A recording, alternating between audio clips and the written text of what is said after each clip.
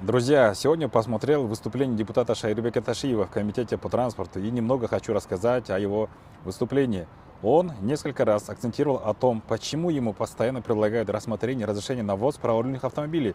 Он сказал, что народ не нуждается в решении этого вопроса, подчеркнув, что нет запроса со стороны народа на это. Это говорит о том, что он не владеет информацией вообще или специально вносит дезинформацию, говоря об этом с трибуны парламента Кыргызской республики.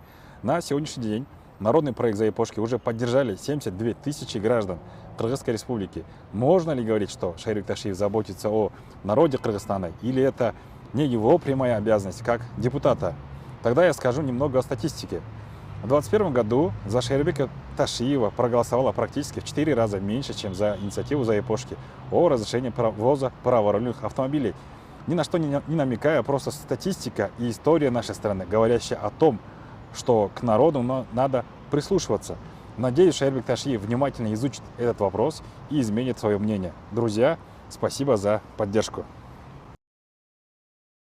Оң рулду автомобилдер боюнча Марлен Абдрахманович бул жана маселени жарым жыл мурда эле атка кайтардык эле да. Бунун кандай муктаждык болду ушуну кайра эле киргизип атасыздар? Эмне эле киргизесиңер буну? Элдер деле буну күйүп суранып аткан жок да.